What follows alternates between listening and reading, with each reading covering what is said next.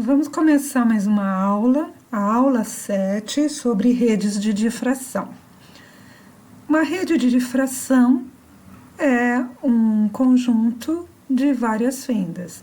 Nós já vimos a difração por uma única fenda, já vimos a difração e interferência, por duas fendas, só que agora nós temos um conjunto com N fendas. Entre cada fenda consecutiva, entre duas fendas consecutivas, temos uma distância D entre elas, de modo que essa abertura total que está sendo iluminada tem um tamanho total de N fendas vezes D, a distância entre fendas, então temos a largura da rede. Como nós temos feixes, ondas saindo de diversas aberturas aqui, quando elas interferirem no espaço, elas vão ter pontos de interferência construtiva e destrutiva, de modo que se nós virmos no espaço, tivermos um anteparo na frente dessa rede, nós vamos ter vários máximos devido à interferência de ondas que vêm de fendas diferentes. Então, aqui temos uma representação gráfica desses máximos e uma representação de como seria visto isso no anteparo. A franja clara de ordem 0, o máximo central, e depois primeira, a segunda, de cada lado, a figura é simétrica. Os máximos de interferência vão depender da diferença de caminho entre os feixes que saem de cada uma das fendas. Então, lembrando que nós vamos ter uma tela de observação, onde nós temos um ponto P, e essa tela de observação, que nem foi representada na figura, tá uma distância que é bem maior do que a distância entre fendas. De modo que esses feixes podem ser aproximados como quase paralelos e todos eles vão formar um ângulo θ, que vai do ponto P, cada feixe atingindo o ponto P, vai formar um ângulo θ com a linha perpendicular aqui que passa pelo centro da fenda. Então, quando nós vamos ter interferências construtivas quando toda vez que D seno θ for igual a M lambda, ou seja, a diferença de percurso igual a M lambda, para M igual a 0, no máximo central, 1, 2 e assim por diante. Essas linhas, elas são bem estreitas, e nós vamos já entender por quê. Aqui está uma rede de difração, entre elas a distância D, temos N fendas. Então, essa abertura total aqui iluminada, ela vai ter um tamanho total de ND. Ela está sendo iluminada pelo feixe, ou seja, ela é grande, mas não é tão grande. Ela ainda tem um tamanho que permite que ela seja considerada como uma abertura, O conjunto de fendas é também uma abertura. Se nós considerarmos isso como uma fenda, essa abertura aqui vai gerar uma figura de difração, em que nós temos aqui, podemos considerar os feixes saindo de cada fenda, que são bem próximas e são muitas, como pontos que estão acima de uma determinada frente de onda, que está atravessando essa abertura aqui. Então, além de ter máximos devido à interferência de feixes saindo de cada uma das fendas, esta abertura vai gerar uma figura de difração. No anteparo, nós vamos ter num determinado ponto P um ângulo θ formado entre os feixes, considerados como aproximadamente perpendiculares. E esse ângulo em que o primeiro mínimo de difração vai se encontrar, vai formar um ângulo θ, né? Esse feixe vai formar um ângulo θ. Como nós estamos falando de linhas bem estreitas, nós vamos chamar esse ângulo de Δθ. Já eu explico por que é Δθ ML. Vai ser o ponto de mínimo, né? Essa posição. Bem, a posição do mínimo, então, vai ser a largura da fenda, A, né? Só que no caso aqui, A igual a ND. Vezes seno desse ângulo, que nós chamamos de Δθ ML, vai ser igual a M lambda. Como a gente está falando do primeiro mínimo, M é igual a 1. No caso do máximo central, como a interferência, né, ela é simétrica, então nós temos um mínimo de um lado e o primeiro mínimo também do outro lado. E o máximo central, ele pega os dois lados que se juntam aqui, né, no anteparo. Portanto, a posição angular do primeiro mínimo é apenas a metade da largura total aqui dessa linha. Então, nós temos a largura total vai ser o dobro disso. Por isso, nós chamamos de Δθ ML. É a meia largura de um pico da linha central. Assim, a meia largura, Δθ ML, do máximo central é igual a lambda sobre ND. Vocês perceberam que eu já comecei a chamar de linhas. Por quê? Porque, primeiro, nós temos fendas, não é? Então, nós vamos ter o formato da fenda, né? No anteparo, mas nós temos franjas bem estreitas, então tão estreitas que por essa razão nós já chamamos de linhas. E essa então é a meia largura do máximo central. Como é que fica a largura de qualquer linha? Bem, aqui é como se fosse um zoom, né? Uma figura que representa um zoom. As franjas são bem estreitas e, na verdade, como é um zoom, tá mais alargado, mas as franjas costumam ser próximas. Uma franja, qualquer que seja, vamos pegar uma genérica que não seja a central, ela está delimitada por dois mínimos, né, consecutivos. No máximo central, o máximo central está delimitado pelo primeiro mínimo de cada lado, mas outras franjas estão delimitadas por mínimos consecutivos. Então, nós temos o mínimo que está no ângulo θ, né? E é o mínimo de ordem M, e o seguinte é o θ mais Δθ, um mínimo de ordem M mais 1. Então, para este primeiro mínimo aqui, que está antes da linha, que nós queremos saber, a posição dele é a largura da grande fenda, né, ND, vezes seno de θ igual a M lambda. Esse outro mínimo, ele é descrito como ND, seno de, agora, esse ângulo é θ mais Δθ, é igual a M mais 1 lambda. Diminuindo 1 de 2, né, fazendo 2 menos 1, nós vamos ter ND que multiplica seno de θ mais Δθ menos seno de θ igual a M mais 1 menos M vezes lambda. O Δθ, como nós já falamos, as linhas são bem estreitas. Então, nós podemos lembrar que quando nós temos uma variável, né, bem pequena, o limite de Δθ tendendo a θ, né? Para Δθ tendendo a θ, de seno de θ mais Δθ menos seno de θ dividido por Δθ é a derivada propriamente de seno de θ, que é cosseno de θ.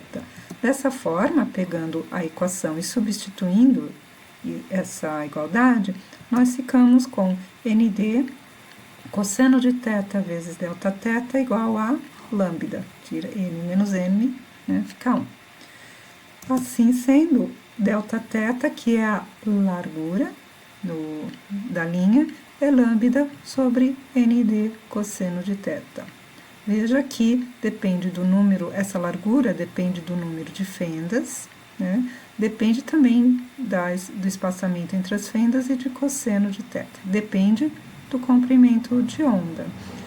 Quanto maior o número de fendas, mais estreita será a linha, tá? Se o D aumenta, vamos ver, eu em princípio diminuo também a largura da linha, só que lembrando que se D aumenta, o seno de θ diminui, e se seno de θ diminui, o cosseno de θ também aumenta. Então, existe um compromisso aqui que deve ser avaliado caso a caso. Mas, olhando simplesmente o número de fendas, nós temos uma relação inversa aqui entre número de fendas e largura de máximos. Então, lembrando, numa forma genérica, para qualquer máximo que nós tivermos no anteparo, né, nós temos a largura delta θ, vai ser lambda sobre nd cosseno de θ. Lembra que no máximo central, cosseno de θ é igual a 1, porque θ é igual a 0. Só que, nesse caso, né, então nós temos o cosseno é 1, né? Temos só lambda sobre nd.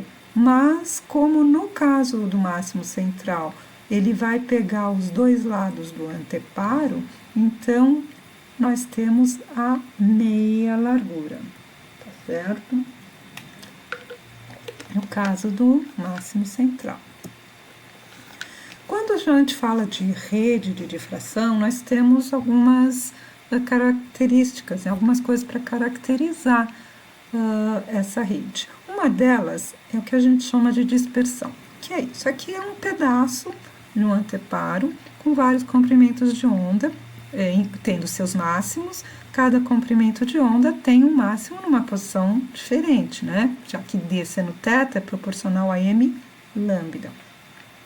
Pegando dois comprimentos de onda aqui, quaisquer, poderia ser esse, ou azul e um verde, qualquer um, né? Estamos falando aqui de comprimentos de onda diferentes. Temos um comprimento de onda que eu escolhi aqui, delta 1, temos outro aqui, delta 2. Na verdade, quando a gente observa esse tipo de rede de difração, as linhas são bem próximas, tá certo? Por isso que sempre esse delta θ vai ser pequeno. Então, cada comprimento de onda aqui, desse que eu peguei como exemplo, vai estar numa posição com uma diferença angular de delta θ, que no caso, ele é sempre pequeno aqui, né? Então, eu tenho um comprimento de lambda, e esse comprimento de onda é um lambda mais um delta lambda. Então, a posição de cada máximo vai ser dada por D seno θ igual a m lambda. Dispersão é justamente a razão, ou seja, a dispersão em termos de ângulo. Quanto é a razão entre a diferença de ângulo entre eles, né, um delta θ, dividido pela diferença de comprimentos de onda. Então, essa é a definição de dispersão. E para um primeiro comprimento de onda, nós temos D seno θ igual a m lambda, a posição do máximo dele. Lembrando que eu tenho comprimentos de onda diferentes, mas eu estou falando de os dois na mesma ordem de difração. Por exemplo, se esse é o primeiro máximo do violeta, do azul, do verde, do vermelho, certo? Se eu estou falando de ordem 2, ou seja, segundo máximo, eu estou falando do segundo máximo do violeta, do verde, do vermelho, de todas, tá? Então, o M aqui é igual para os dois comprimentos de onda em questão. Então, o segundo comprimento de onda vai ter a posição dele de máximo dada por D seno desse ângulo que é um θ mais Δθ, igual a m, que é a mesma ordem, vezes um λ2, só que esse λ2 vai ser esse λ mais Δλ. Aqui seria λ1, tá? Ou então poderia colocar λ aqui, simplesmente. Fazendo 2 menos 1, tenho também essa relação d seno de θ mais Δθ menos seno de θ, igual a m, λ mais Δλ menos λ, né? Λ menos λ vai ficar só um Δλ aqui. Lembrando que isso aqui é igual a cosseno de θ vezes Δθ, né? Como nós fizemos no slide anterior, nós temos esta relação. Então, passamos de cosseno de θ dividindo aqui, o Δλ para cá, temos que Δθ sobre Δλ é m sobre d cosseno de θ, que é a dispersão da rede. Então, veja que a dispersão também depende de d cosseno de θ, né? Mas ela é proporcional a m, ou seja, quanto maior a ordem de fração, né? Se é m igual a 1, m igual a 2, m igual a 3, né? Quanto maior essa ordem, maior é a dispersão, ou seja, mais espaçados os diferentes comprimentos de onda vão estar. Outra característica de uma rede de difração é a resolução. Esse aqui é um pedacinho de uma foto, de um anteparo, né, um zoom.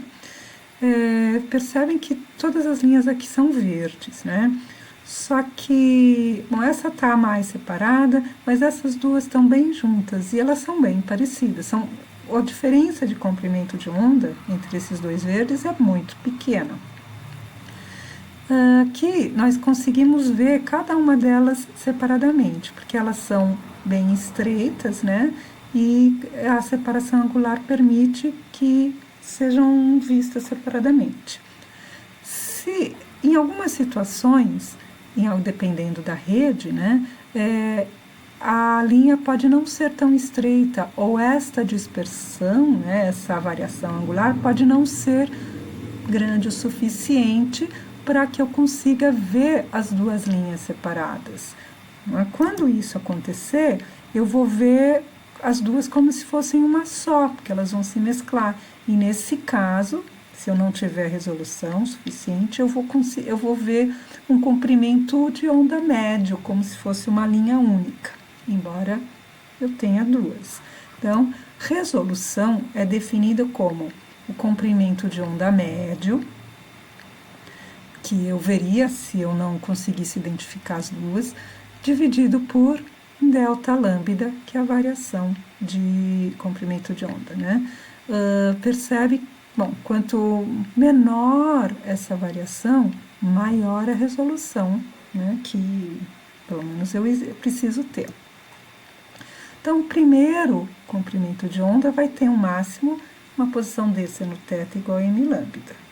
O segundo vai ter uma posição de máximo quando eu tiver um d seno de θ mais um pequeno Δθ é igual a m, que é a mesma ordem, e λ mais Δλ, que é o comprimento de onda do segundo. Tirando um d2, nós ficamos com esta relação. Lembrando que isso aqui pode estar relacionado com a derivada de seno de θ, e lembrando que esse Δθ é mesmo muito pequeno, nós temos a relação d cosseno de θ vezes Δθ igual a mλ.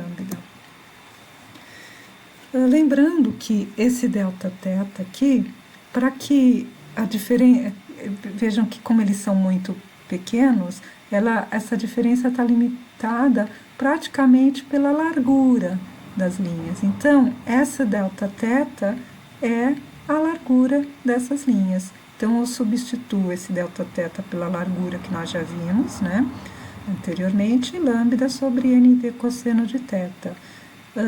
Divido d por d, cosseno de θ por cosseno de θ, e lembrando que esse λ é o λ que eu veria se eu não conseguisse, né, ter a resolução, ou seja, o lambda médio, de forma que lambda médio dividido por delta E lambda é igual a N, número de fendas, vezes M, que isso é igual à resolução da rede. Percebe, então, que a resolução vai ser tanto maior quanto maior o número de fendas. E também vai ser maior quanto maior a ordem de interferência que eu tiver. As redes de difração, elas têm várias utilidades. Uma rede simples, um arranjo simples, é o que nós costumamos fazer nas aulas presenciais de laboratório. Essa foto é do nosso material que nós temos no laboratório, né? Nós temos, ele chama espectrômetro de rede. Aqui eu tenho eu coloco uma rede de difração. Esses slides aqui são conjuntos de muitas fendas, né? São redes de difração. Eu coloco uma fonte de luz, essa luz vai ser focalizada aqui para incidir perpendicularmente na rede de difração. Então, eu vou ter as diferenças de caminho, interferência, e cada comprimento de onda vai ter os seus máximos em posições diferentes. Então, aqui eu tenho uma luneta, eu posso girar ela aqui e começo a ver os máximos, né, de interferência para cada cor e cada ordem de interferência. Aqui eu tenho esse disco é graduado, então eu meço diretamente o ângulo onde eu observo essa interferência.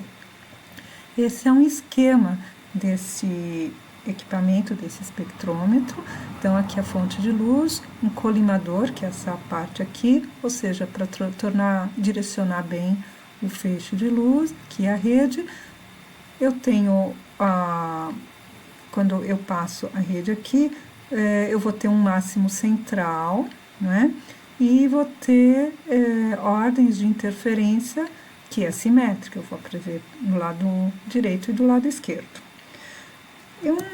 Então, aqui temos uma representação esquemática do que a gente vê.